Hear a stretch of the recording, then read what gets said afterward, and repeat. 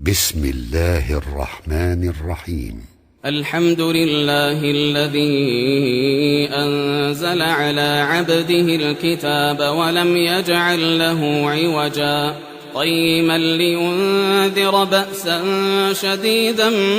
من لدنه ويبشر المؤمنين الذين يعملون الصالحات أن لهم أجرا حسنا ماكثين فيه أبدا وينذر الذين قالوا اتخذ الله ولدا ما لهم به من علم ولا لآبائهم كبرت كلمة تخرج من أفواههم إن يقولون إلا كذبا فلعلك باخع نفسك على آثارهم إن لم يؤمنوا بهذا الحديث أسفا إنا جعلنا ما على الأرض زينة لها لنبلوهم أيهم أحسن عملا وإنا لجاعلون ما عليها صعيدا جرزا أم حسبت أن أصحاب الكهف والرقيم كانوا من آياتنا عجبا إذ أوى الفتية إلى الكهف فقالوا ربنا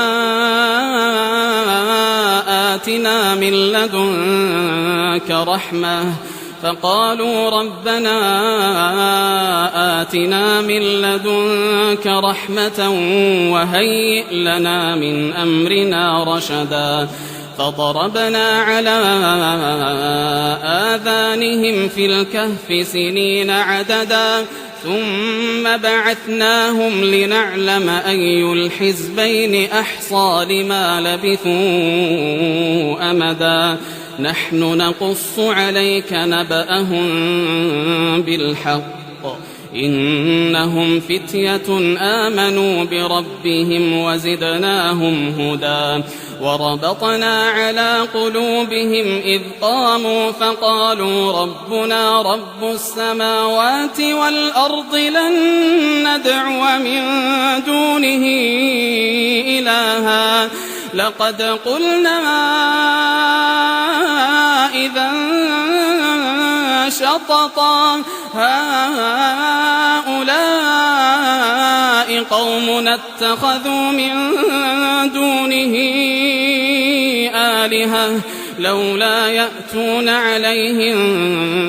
بسلطان بين فمن أظلم ممن افترى على الله كذبا وإذ اعتزلتموهم وما يعبدون إلا الله فأووا إلى الكهف ينشر لكم ربكم من رحمته ويهيئ لكم من أمركم مرفقا وترى الشمس إذا طلعت تزاور عن كهفهم ذات اليمين وإذا غربت تقرضهم ذات الشمال وهم في فجوة منه ذلك من آيات الله من يهد الله فهو المهتد ومن يضلل فلن تجد له وليا مرشدا وتحسبهم أيقاظا وهم رقود ونقلبهم ذات اليمين وذات الشمال وكلبهم باسط ذراعيه بالوصيد لو اطلعت عليهم لوليت منهم فرارا ولملئت منهم رعبا وكذلك بعثناهم ليتساءلوا بينهم قال قائل منهم كم لبثتم قالوا لبثنا يوما أو بعض يوم قالوا ربكم أعلم بما لبثتم فابعثوا أحدكم بورقكم هذه إلى المدينة فلينظر أيها أزكى طعاما فليأتكم برزق منه وليتلطف ولا يشعرن بكم أحدا إنهم إن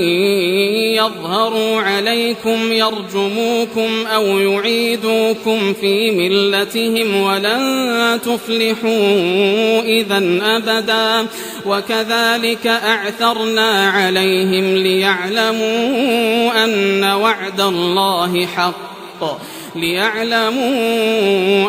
وعد الله حق وأن الساعة لا ريب فيها إذ يتنازعون بينهم أمرهم فقالوا ابنوا عليهم بنيانا ربهم أعلم بهم قال الذين غلبوا على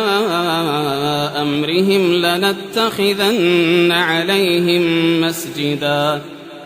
سيقولون 3 رابعهم كلبهم ويقولون 5 سادسهم كلبهم رجما بالغيب ويقولون 7 وثامنهم كلبهم قل ربي أعلم بعدتهم ما يعلمهم إلا قليل فلا تمار فيهم إلا مراء ظاهرا ولا تستفت فيهم منهم أحدا ولا تقولن لشيء إني فاعل ذلك غدا إلا أن يشاء الله واذكر ربك إذا نسيت وقل عسى أن يهديني ربي لأقرب من هذا رشدا ولبثوا في كهفهم 300 سنين وازدادوا 9 قل الله أعلم بما لبثوا له غيب السماوات والأرض أبصر به وأسمع ما لهم من دونه من ولي ولا يشرك في حكمه أحدا واتل ما أوحي إليك من كتاب ربك لا مبدل لكلماته ولن تجد من دونه ملتحدا واصبر نفسك مع الذين يدعون ربهم بالغداة والعشي يريدون وجهه ولا تعد عيناك عنهم تريد زينة الحياة الدنيا ولا تطع من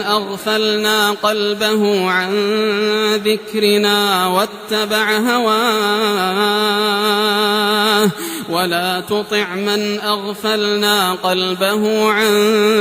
ذكرنا واتبع هواه وكان أمره فرطا وقل الحق من ربكم فمن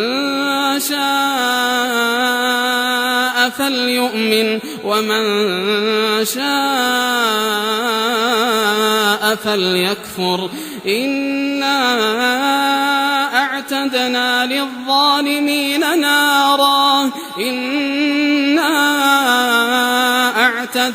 للظالمين نارا أحاط بهم سرادقها وإن يستغيثوا يغاثوا بماء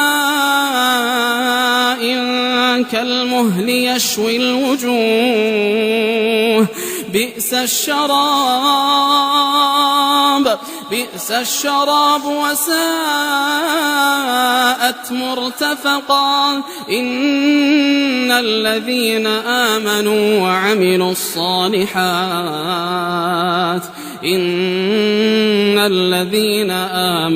وعملوا الصالحات إنا لا نضيع أجر من أحسن عملا أولئك لهم جنات عدن تجري من تحتهم الأنهار يحلون فيها من أساور من ذهب ويلبسون ثيابا خضرا من سندس وإستبرق متكئين فيها على الأرائك نعم الثواب وحسنت مرتفقا واضرب لهم مثل الرجلين جعلنا لأحدهما جنتين من أعناب وحففناهما بنخل وجعلنا بينهما زرعا كلتا الجنتين آتت أكلها ولم تظلم منه شيئا وفجرنا خلالهما نهرا وكان له ثمر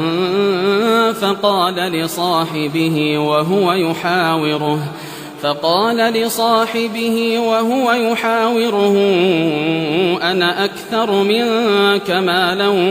وأعز نفرا ودخل جنته وهو ظالم لنفسه قال ما أظن أن تبيد هذه أبدا وما أظن الساعة قائمة ولئن رددت إلى ربي لأجدن خيرا منها منقلبا قال له صاحبه وهو يحاوره أكفرت بالذي خلقك من تراب ثم من نطفة ثم سواك رجلا لكن هو الله ربي ولا أشرك بربي أحدا ولولا إذ دخلت جنتك قلت ما شاء الله لا قوة إلا بالله إن ترني أنا أقل منك مالا وولدا فعسى ربي أن يؤتيني خيرا من جنتك ويرسل عليها حسبانا من السماء فتصبح صعيدا زلقا أو يصبح ماؤها غورا فلن تستطيع له طلبا وأحيط بثمره فأصبح يقلب كفيه على ما أنفق فيها وهي خاوية على عروشها ويقول يا ليتني لم أشرك بربي أحدا ولم تكن له فئة ينصرونه من دون الله وما كان منتصرا هنالك الولاية لله الحق هو خير ثوابا وخير عقبا واضرب لهم مثل الحياة الدنيا كماء إن أنزلناه من السماء فاختلط به نبات الأرض فأصبح هشيما تذروه الرياح وكان الله على كل شيء مقتدرا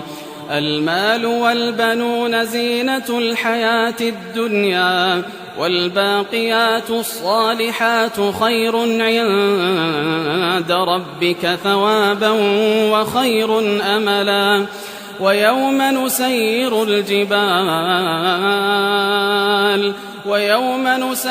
الجبال وترى الأرض بارزة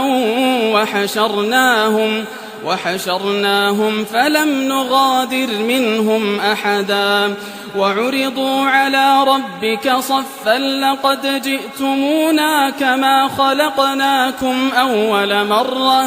بل زعمتم أن لن نجعل لكم موعدا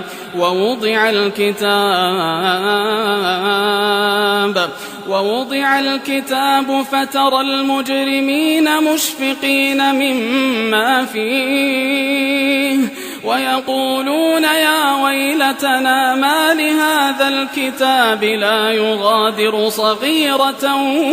ولا كبيرة إلا أحصاها ووجدوا ما عملوا حاضرا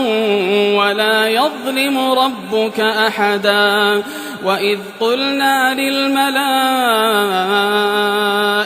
اسجدوا لآدم فسجدوا إلا إبليس كان من الجن ففسق عن أمر ربه أفتتخذونه وذريته أولياء من دوني وهم لكم عدو بئس للظالمين بدلا. ما أشهدتهم خلق السماوات والأرض ولا خلق أنفسهم وما كنت متخذ المضلين عضدا. ويوم يقول نادوا شركائي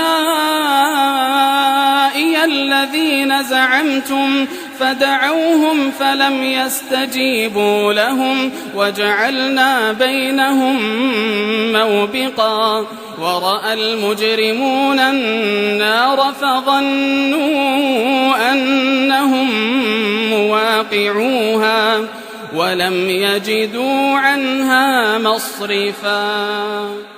ولقد صرفنا في هذا القرآن للناس من كل مثل وكان الإنسان أكثر شيء جدلا. وما منع الناس أن يؤمنوا إذ جاءهم الهدى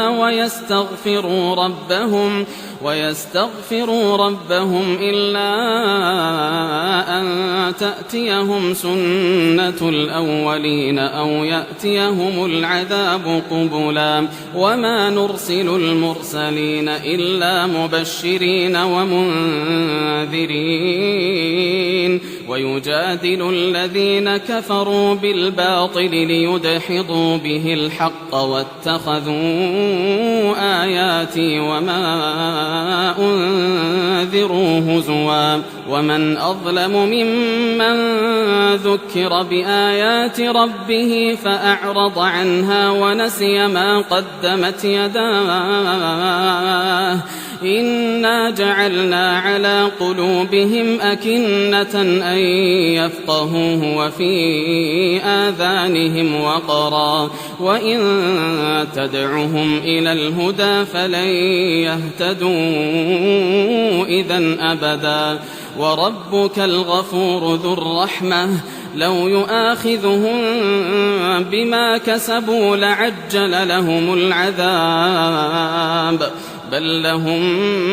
موعد لن يجدوا من دونه موئلا. وتلك القرى أهلكناهم لما ظلموا وجعلنا لمهلكهم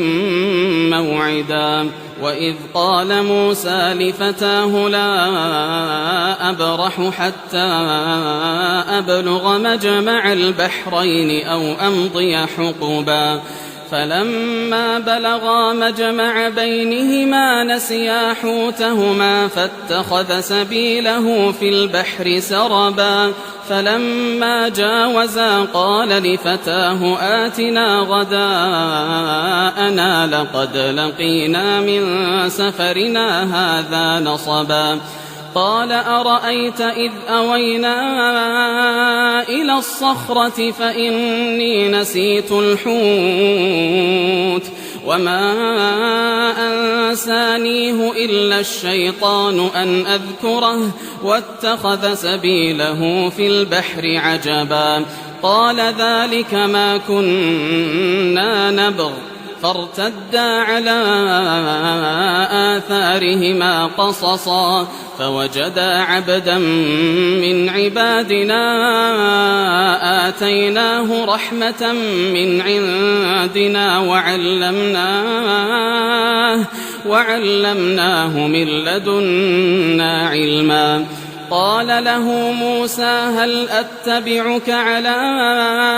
أن تعلمني مما علمت رشدا قال إنك لن تستطيع معي صبرا وكيف تصبر على ما لم تحط به خبرا قال ستجدني إن شاء الله صابرا ولا أعصي لك أمرا قال فإن اتبعتني فلا تسألني عن شيء حتى أحدث لك منه ذكرا فانطلقا حتى